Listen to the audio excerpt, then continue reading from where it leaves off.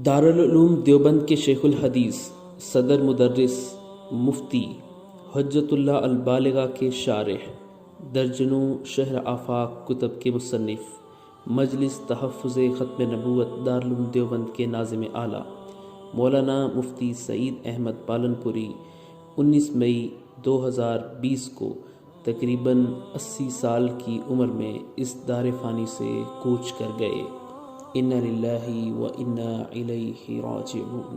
مولانا مفتی سعید احمد پالنپوری کو اللہ نے بہت سی خوبیوں اور کمالات سے نوازا تھا۔ آپ کا ذوق لطیف، طبیعت سادہ اور نفیس تھی، مزاج میں استقلال اور اعتدال تھا، فطرت میں سلامت روی اور ذہن رسا کے مالک تھے، زود و نویس اور خوش نویس تھے، حق و باطل اور ثواب و خطا کے درمیان امتیاز کرنے کی وافر صلاحیت رکھتے تھے اور حقائق اور معارف کے ادراک میں یکتائے زمانہ تھے، اور سب سے بڑی خوبی یہ تھی کہ موصوف اپنے کاموں میں نہایت چست اور حالات کا جواں مردی سے مقابلہ کرنے والے تھے۔ جن حضرات کو آپ کی تصانیف دیکھنے اور تقاریر سننے کا موقع ملا ہے، وہ جانتے ہیں کہ آپ کی تصانیف اور تقاریر کتنی پرمغز، مرتب اور جامع ہوتی تھی، اور آپ کے خدام جانتے ہیں کہ آپ اپنی اور اپنے متعلقین کی کتابوں کی تصحیح اور طباعت کا کتنا اہتمام فرماتے تھے۔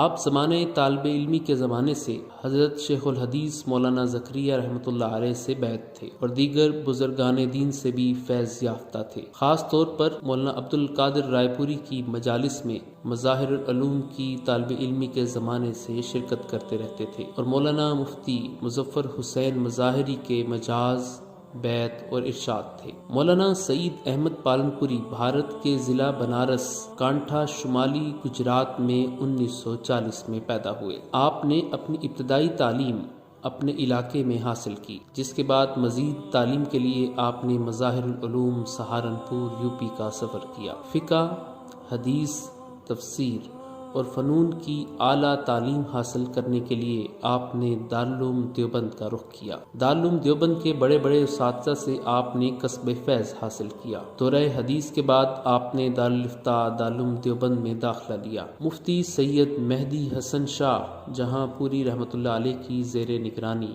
کتب فتاویٰ کا مطالعہ اور فتاویٰ نویسی کی مشق کا آغاز کیا۔ اسی کے ساتھ آپ نے سماحت الشیخ محمود عبد الوہاب مصری رحمۃ اللہ علیہ کے پاس حفظ بھی شروع کیا، جو قرآن کریم کے جید حافظ اور مصری قاری تھے، اور جامعۃ الازہر قاہرہ کی طرف سے دارالعلوم دیوبند میں متعین تھے۔ افتاء مکمل کرنے کے بعد دارالعلوم دیوبند کے ارباب انتظام نے آپ کا معین مفتی کی حیثیت سے دارالافتاء دارالعلوم دیوبند میں تقرر کر دیا، جبکہ اس زمانے میں معین مفتی رکھنے کا رواج نہ تھا جیسا کہ اب ہے۔ کچھ عرصے بعد آپ نے دارالعلوم دیوبند میں مدرس کی حیثیت سے تدریس کی خدمات کا آغاز کیا، جو وفات تک جاری رہا۔ آپ نے ترجمہ قرآن، ابو داؤد، ترمذی، شمائل، موطین، نسائی، ابن ماجہ، مشکات، جلالین، معافوظ الکبیر، ہدایہ آخرین، شرح عقائد اور حسامی وغیرہ بہت سی کتابیں پڑھائیں اور تصنیف اور تالیف میں مشغول رہے۔ دارالعلوم دیوبند میں مجلس تحفظ ختم نبوت کا قیام عمل میں آیا تو آپ اس کے ناظم اعلیٰ بنے۔ آپ کی تصانیف جو شائع ہو کر مشرق و مغرب میں پھیل چکی ہیں، ان کا مختصر تعارف یہ ہے۔ تفسیر ہدایت القرآن، یہ مقبول عام اور خاص تفسیر ہے۔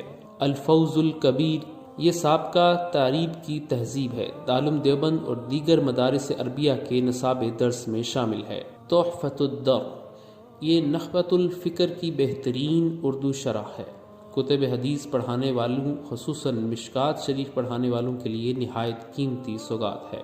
مبادئ الفلسفہ، اس میں فلسفے کی تمام اصطلاحات کی عربی زبان میں مختصر اور عمدہ وضاحت کی گئی ہے۔ دارالعلوم دیوبند اور دیگر مدارس عربیہ کے نصاب درس میں شامل ہے۔ معین الفلسفہ، یہ مبادئ الفلسفہ کی بہترین اردو شرح ہے اور حکمت و فلسفے کے پیچیدہ مسائل کی عمدہ وضاحت پر مشتمل معلومات افزا کتاب ہے۔ مفتاح التہذیب، یہ تہذیب المنطق کی ایسی عمدہ شرح ہے کہ اس سے شرح تہذیب جو مدارس عربیہ کے نصاب درس میں شامل ہے خوب حل ہو جاتی ہے۔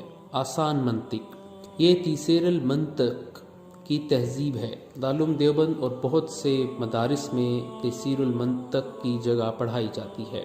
آسان نحو کی ابتدائی عربی کتابوں میں تدریج کا لحاظ نہیں رکھا گیا۔ یہ کتاب اسی ضرورت کو سامنے رکھ کر لکھی گئی ہے۔ یہ 2 حصے پڑھ کر علم نحو کی کوئی بھی عربی کتاب شروع کروائی جا سکتی ہے۔ زبان آسان اور انداز بیاں سلجھا ہوا ہے۔ آسان صرف 3 حصے۔ علم صرف کی جو کتابیں اردو میں لکھی گئی ہیں ان میں عام طور پر تدریج کا لحاظ نہیں رکھا گیا، جبکہ یہ بات نہایت ضروری ہے۔ یہ نصاب اسی ضرورت کو سامنے رکھ کر مرتب کیا گیا ہے۔ یہ نصاب نہایت مفید اور بہت سے مدارس میں داخل درس ہے۔ آپ فتویٰ کیسے دیں؟ کیا مقتدی پر فاتحہ واجب ہے؟ حیات امام طحاوی، داڑھی اور انبیاء علیہ السلام کی سنتیں، ہادیہ شرح کافیہ، علمی خطبات، معین الاصول۔ 12 مئی بروز منگل آپ کو طبیعت خراب ہونے پر انتہائی نگہداشت کے شعبے میں داخل کروایا گیا اور 19 مئی 2020 کو آپ تقریباً 80 سال کی عمر میں اس دار فانی سے کوچ کر گئے۔ انا للہ و انا الیہ راجعون۔